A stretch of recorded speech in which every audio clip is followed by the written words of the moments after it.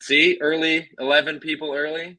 You're getting some real uh, high thoughts over here. How okay? And just so I know, because it's still early, we haven't started quite technically yet. Are we swearing on this? Are we allowed to do any swear words? Blair, you're the boss. I'm Irish. I won't stop you. Okay, Patrick.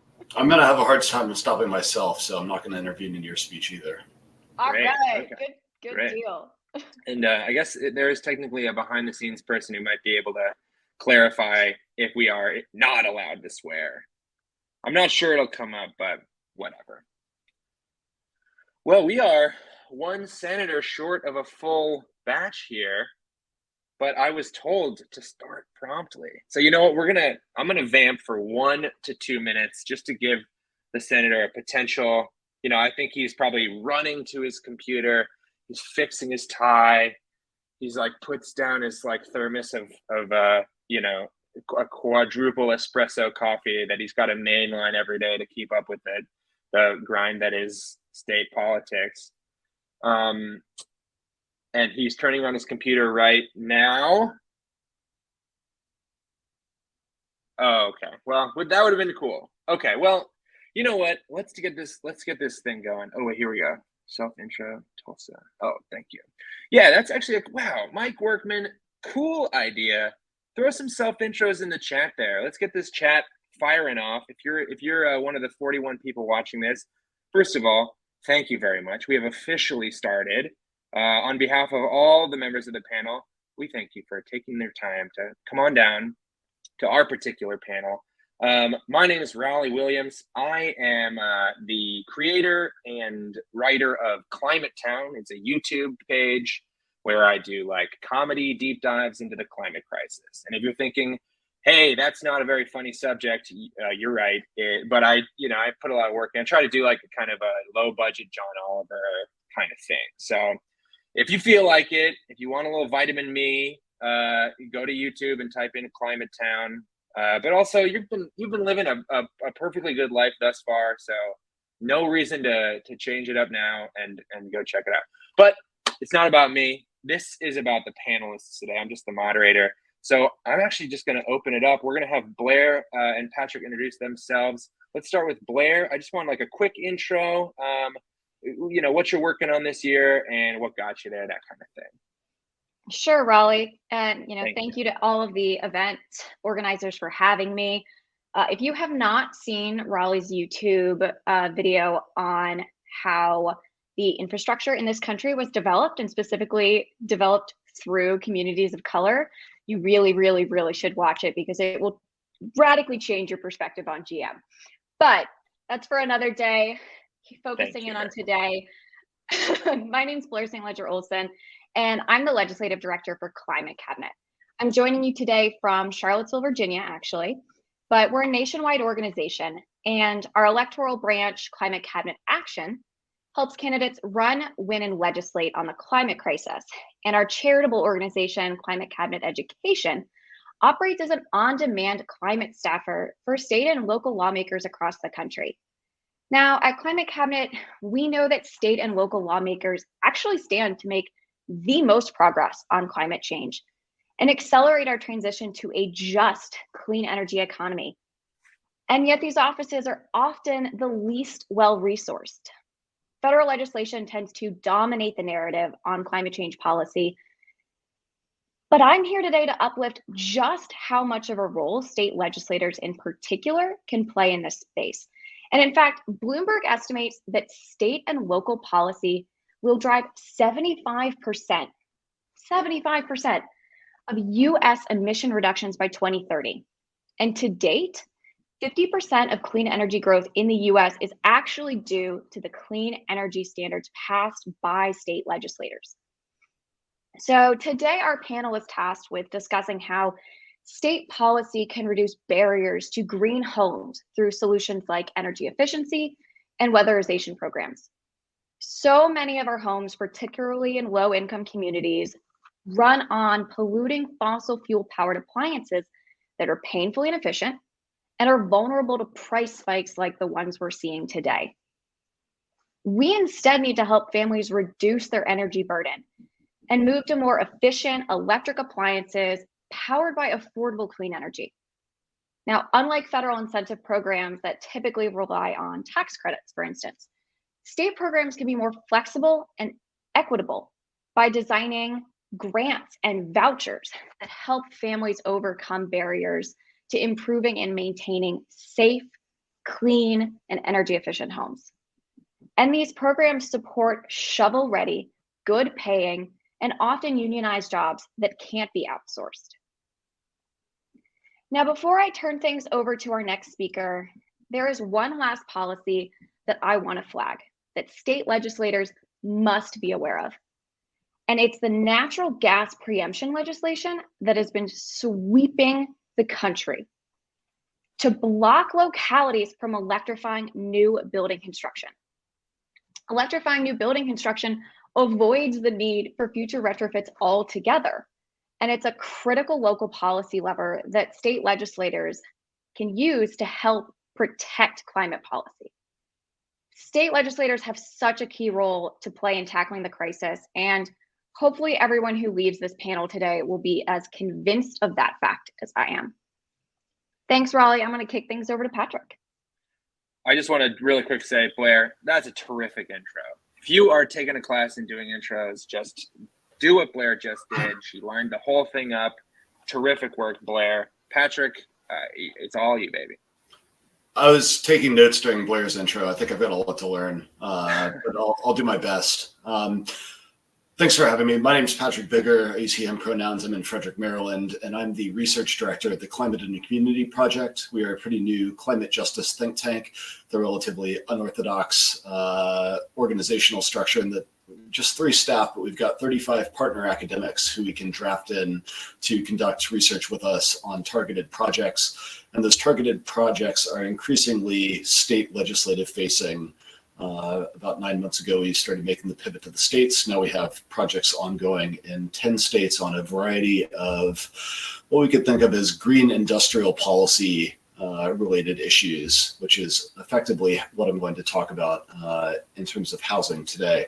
And so I had a note here to start by congratulating the Senator Saval on the Whole Homes Repair Act, which Climate and Community Project has been in dialogue with his office about since right after his election, or maybe even a little bit before it. And so for those of y'all who don't know, Whole Homes Repair does 3 main things. One is creating a fund for housing retrofits to get houses up to code such that they can access federal weatherization dollars.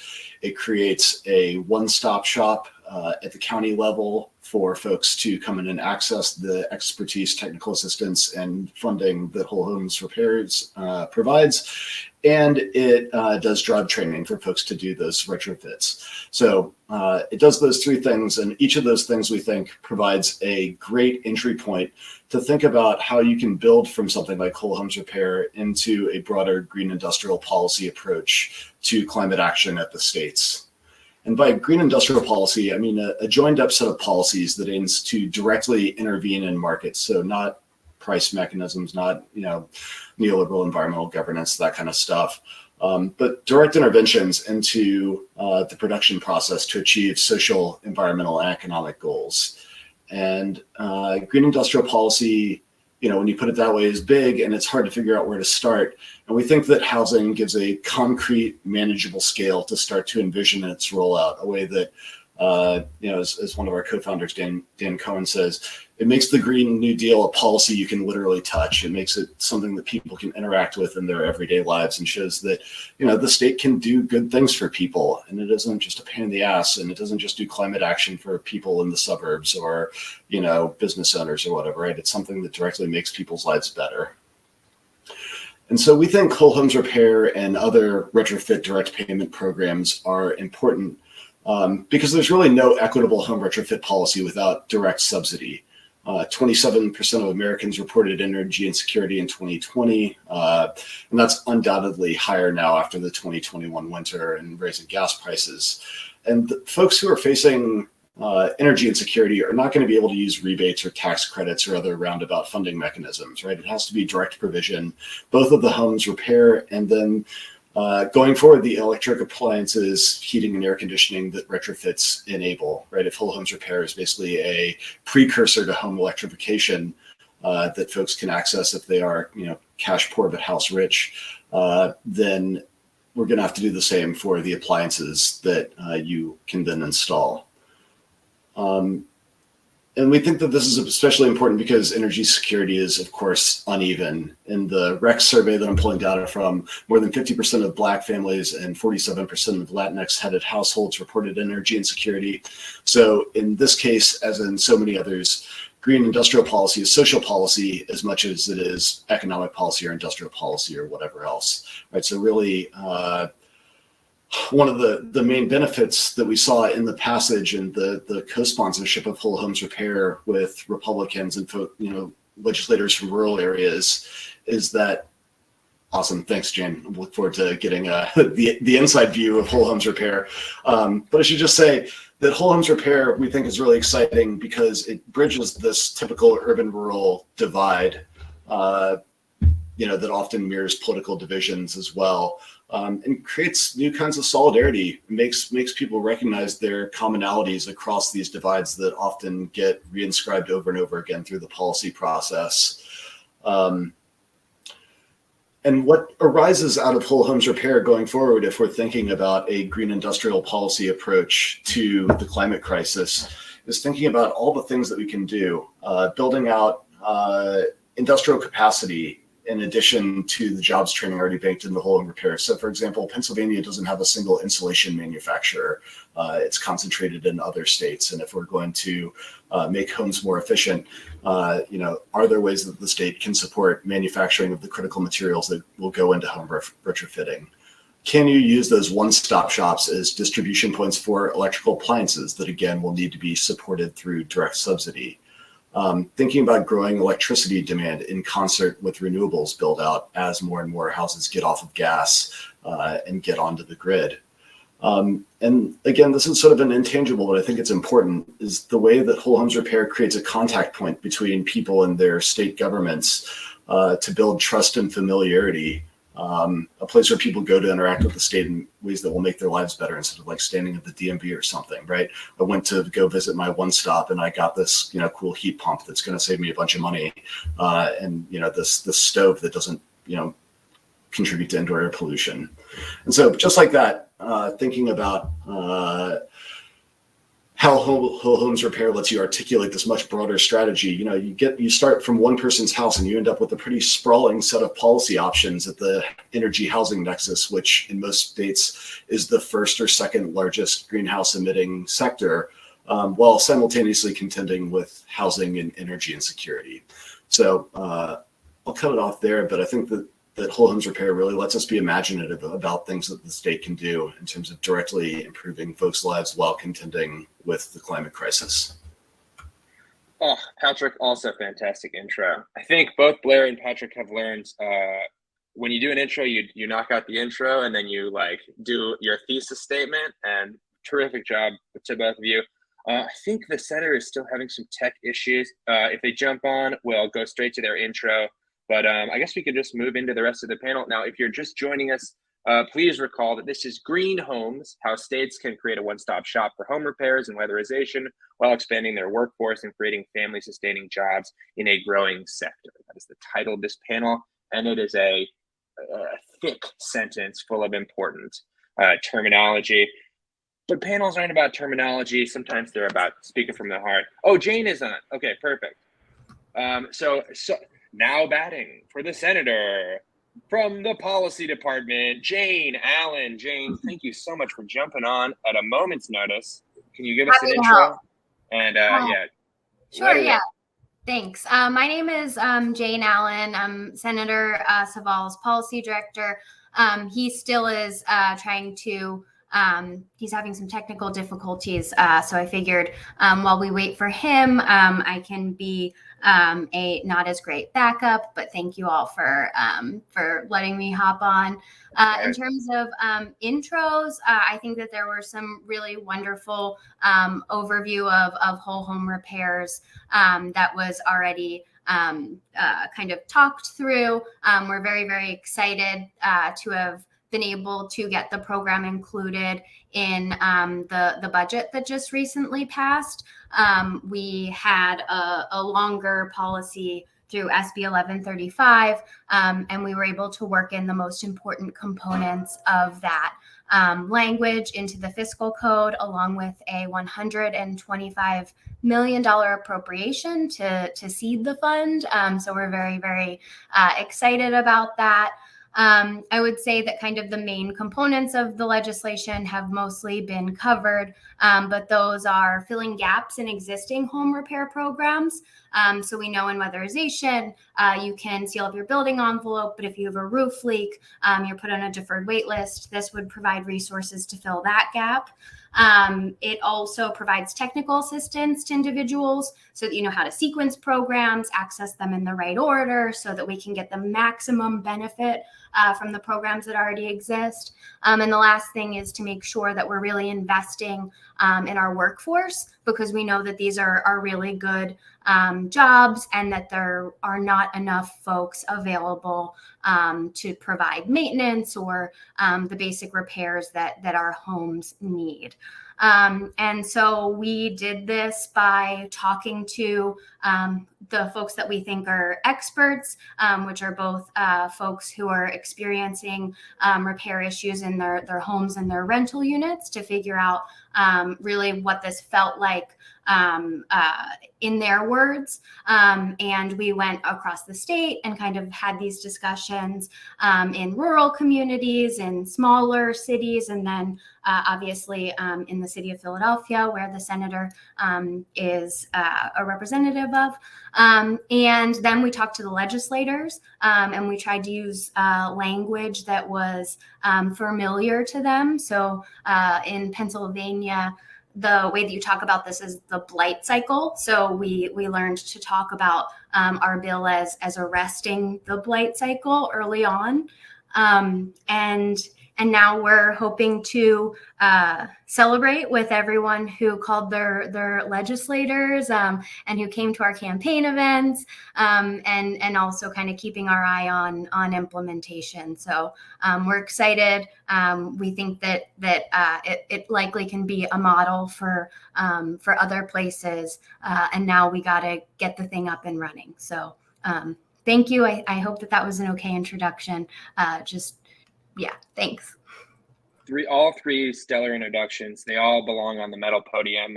There's no way to tell what order. Just all three golds. Thank you so much. All right, so we've got a big policy win here. I think everybody is we're pretty excited about this.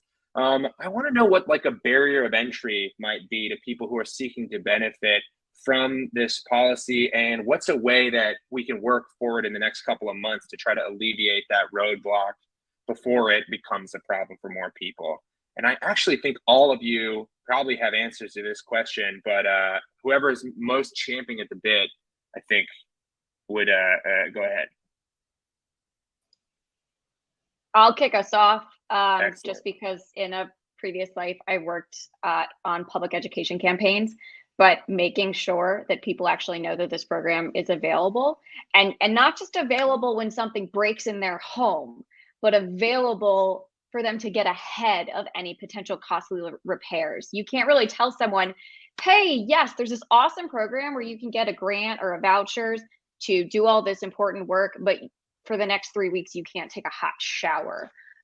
People need to know about this in advance, not when their water heater breaks, not when their furnace breaks. So implementation is crucial, and I hope some of those millions that Jane talked about can go towards administration of the program, and hopefully include some community education components. Does Patrick and Jane, do you feel like that pretty much covers it, or does anybody have any more insight into this? All right, let's keep ripping through. Patrick, this is a question for you. What are you afraid of coming down the pike in a couple of months, and how do we avoid this fear that you have? In terms of housing, I mean, I've got a lot of existential dread built up, but in terms of housing, and I think the federal landscape gives us all a lot to be worried about, especially, from my perspective as, sort of thinking about this green industrial policy approach.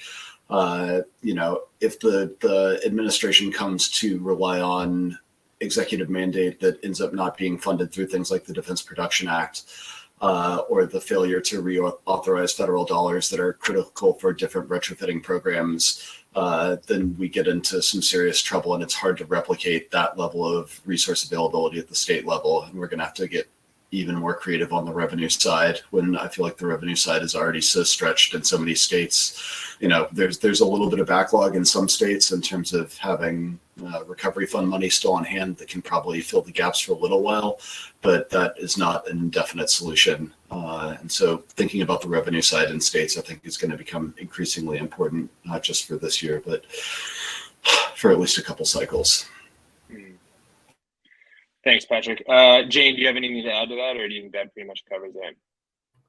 The question is what I'm nervous about? Yeah, like what do you think is going to hinder this program, and what are some ways we can sort of jump out ahead of it and circumvent it if it's possible?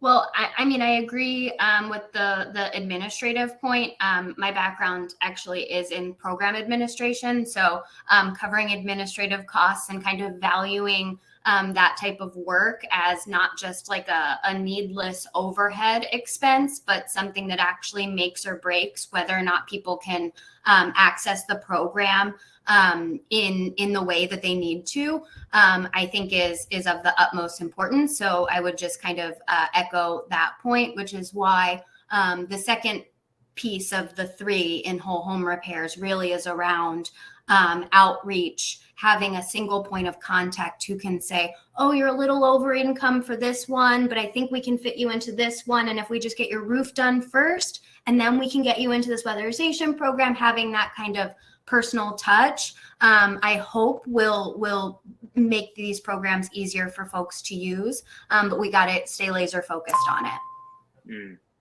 All right, so we have there's a poll here.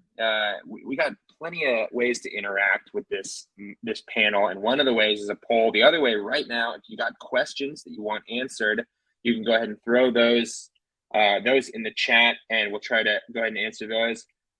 As we see some questions trickling in, I have sort of an overall question. If there's somebody out there watching this and they have a job and they don't like their job, and all they want to do is quit their job and come to work in some way helping green homes, what do you think is the best place for them to start looking for new work that will most effectively help this cause? And anyone can answer, and maybe even everyone can answer, so we get 3 different opinions. Patrick, you go first. Blair took herself off mute to make Patrick answer the question. That's a professional move. Write that down, folks. That's how you do it. Yeah, no joke. Well, I guess it depends on what sort of work you're looking for. I mean, in the sort of computer work side, I'm sure that there's no shortage of opportunities to get involved, even on a voluntary basis. If you want to quit your job and do something entirely different, Whole Homes Repair has a entire retraining program attached to it, and a lot of other states have some very interesting green jobs retraining programs. It's just even a place like Kentucky. I was just out there a couple weeks ago for vacation, and one of my buddies, who's an auto mechanic, was going back to school for a degree in robotics that's completely subsidized by the state, getting out of internal combustion engine repair and into basically electric vehicle manufacturing, right? And so even in places where you might be surprised that these programs exist, I don't think that there's any shortage of job retraining programs, and they're better than the retraining 1.0 version of teaching minors to code or something, right? I think we've gotten a little bit better than that. Right on. Now we have only a couple minutes left, so Blair and Jane, could you guys clip through it in maybe 1 or 2 sentences, and we can get to 1 or 2 questions? Really, I'll go super fast because Ava just posted a really good question in the chat. Hi, Ava. That I think Jane should absolutely tackle. I'll just say, if you don't have to quit your current job, if you want to get involved in this space, if you want to get involved in tackling the climate crisis in any way, shape, or form, you can do so much in your home and your community, but you can do so much by working with and pushing our state and local lawmakers. There are 500,000 of them who make decisions every single day that affect climate policy across the country. get involved. They are so much more accessible than federal policymakers, and they genuinely want to hear from you. Jane. Quick answer to how, if I were looking for a job, there is so much work that can be done that is so important in kind of regular local government offices. And if you're interested and willing to really like do your own research and come up with a vision for something, you'd be surprised by how far that you can get with a good idea and a lot of energy and willingness to push through red tape. Excellent. Thank you guys so much. Now we are almost at time, but there's a great question. So I'd like to end on Jane. This is a question from Ava Gallo. Can Jane talk more about how this policy was passed in a bipartisan fashion? What messaging was used to get Republicans on board? So Jane, let's end on this one and send all the viewers to their next panels inspired and ready to get to work. I think that the shortest way that I can describe it is that we went into communities that were different than our own and listened for how folks were talking about their problems with their homes, and then went into the legislature and saw that while in Philadelphia, we don't really talk about things in terms of blight, but that was how our state electeds talked about it. And so we were not married to our own preferred rhetoric, and we're willing to kind of meet folks where they were at, even if it was a slightly different word than I might have used from my previous experience. I think that identifying issues that are really popular, that everyone can, like, everyone knows what it's like to have a leaky roof,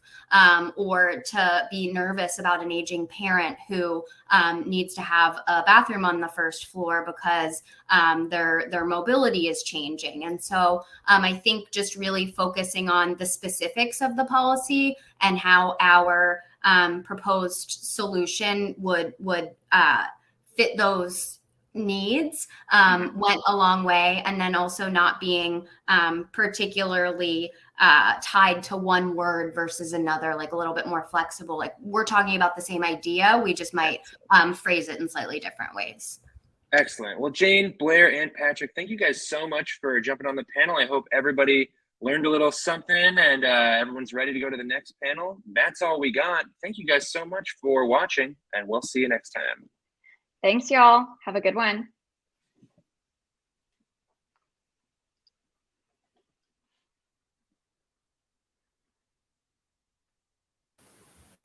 Thanks, Raleigh. That was fun.